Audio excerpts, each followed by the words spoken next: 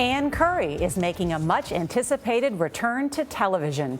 Curry was with NBC's Today Show for 15 years. She co-anchored from 2011 to 2012 before a highly publicized break with the broadcast. Curry left NBC in 2015 and created her own production company. Her new show on PBS is called We'll Meet Again. It follows people searching for someone they lost to time and history. Events that changed the world. How did you first see Gary Ferguson? Crazy American cowboy. People who changed each other's lives. There's nobody that had a bigger impact on my life. Mary Frances was standing up for you. I need to see her, and it gets more urgent the older I get. Rika, Look at you. It's been a lifetime, hasn't it? Time. Ann Curry is with us now only on CBS This Morning. Hi, everybody. Hi. It's great to see Welcome. you. It's good Thanks to for see having you. me. It's great to have you back. It's great to see. We're going to talk a lot about your show, but I do think a lot of people want to hear from you as well because this is your first television interview. And a lot has changed in the television landscape on morning television in the last 3 months. Our former co-host, Charlie Rose, has left. Someone you anchored with, Matt Lauer, has left his broadcast. What do you make of this reckoning?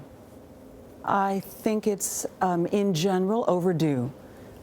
We clearly are waking up to a reality and injustice that has been occurring for some time. And I think it will continue to occur until the glass ceiling is finally broken. This is about power, a power imbalance, where women are not valued as much as men. I'm not talking about people being attracted to other people. I'm talking about people in the workplace who are powerful, who are abusing that power, and women and men are suffering. And I think the fact that people are speaking out is important, and the fact that we are moving against this imbalance of power is absolutely overdue. Do you believe that Matt Lauer abused his power? You know, I'm trying to do no harm in these conversations. I can tell you that I am not surprised by the allegations. What do you mean by that, Ann? What do you mean that you're not surprised? Because you had heard things, you knew things. What does that mean? That means that see, now I'm walking down that road. I'm trying not to hurt people, and I know what it's like to be publicly humiliated. I never did anything wrong to be publicly humiliated, and I don't want to cause that kind of pain to somebody else. But I can say that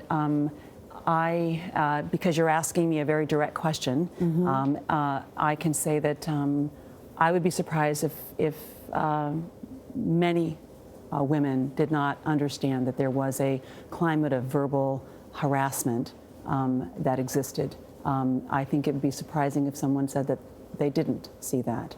So it was a verbal sexual harassment. All right, let me stick with Sorry, I just don't, I'm gonna make, she just said verbal sexual harassment was pervasive. Yeah.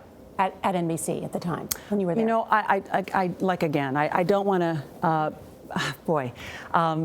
you know, I don't want to cause more pain, but no, you were asking me a very direct question. I'm an honest person. I want to tell you that it was, yes, period. All right.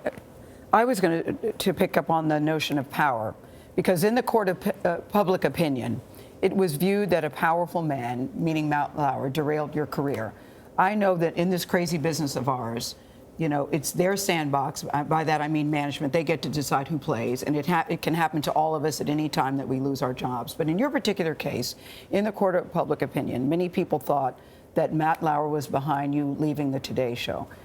I'd like to know what you feel about that. We've never talked about this, and I've always wondered.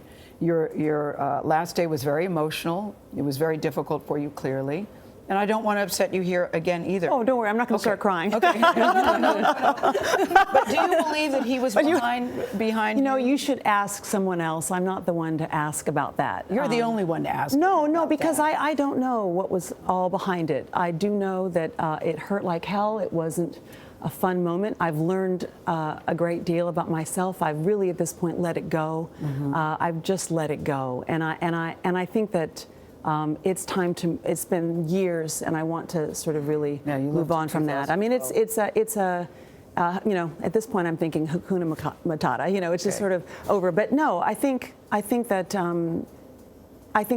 the real question, in my view, is what are we going to do with all of this anger. And it's not just obviously about where I used to work. It's not about where you're now working, but it's about the problem that's pervasive across industries, in workplaces across America. And this is actually the issue. And the question is, ultimately, what are we going to do about it?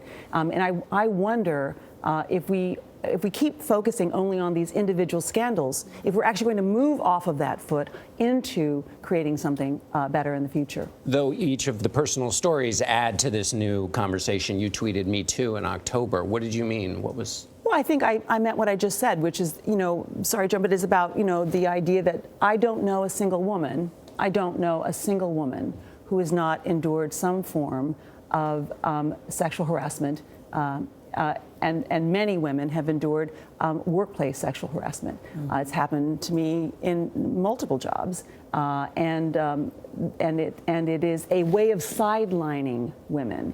And it's ultimately not only bad for the women, it's bad for the companies, and it's bad for our nation because it's a limiting of people, and really ultimately also, we should be talking about the victims. We're talking about the scandal. What about the victims? What are we going to do to remove the stigma and the shame? What are we going to do to make sure these women work and are not sidelined and prevented from contributing to the greater good that we all are trying to do? What are we going to do? Because you're talking about a power imbalance, which goes, as you say, outside of just sexual harassment. It goes to the structure of the place that women are entering to and what they face when they come in. So how does that change? Does that mean more women executives? Does it mean taking women coming in? How does that change? Absolutely, John. I think that until the glass ceiling is broken, until the balance of power is even. And remember that women are 1-to-1 in this country, and in many years, we are the majority, right? So until that balance is actually occurs, then the culture that we're talking about that enables the diminishing of women will continue. And this is really what we need to fix. And this is why one of the reasons why breaking the glass ceiling is so important. Well, there are two women anchoring the Today Show, as you know, Savannah and Hoda. And Savannah, I think, called it one of the most popular decisions ever made. Did you ever think you would see that, two women at the table? No, I think that's also overdue. I mean, as you well know, many of the viewers of the morning broadcast now are women. It's overwhelmingly women. And for the idea that women are involved speaking to women is actually an overdue idea. So absolutely, I think it's a good idea. All right. And one thing, Ann, you said it hurt like hell. You learned a lot about yourself. What's the one thing you learned about yourself that you want us to know about you now? Well, about me, maybe not so much, but about all of us. So that when we open our arms wide to life, all the good and the bad, if we can just open ourselves wide to it and embrace it, we can learn what we need to learn, and we can go on and become better people. And I hope that I've done that. So that's... I think Norah said it best when she said your much anticipated return. A lot of people love and care about you, and they're glad you're back. Thanks. You're going to stay for our 8:30 half hour. Yes, to talk about my new show. Project, yes. That's why Ann is actually here. Yes. Having just worked out, Ann. It's so good. It's so good. Yes. People say it's what you do best. Yes. Well, I'm excited to tell these stories. Yeah. Good. Thanks. So we will see Ann Curry back here in our next hour to talk about her new show on PBS. It's called We'll Meet Again.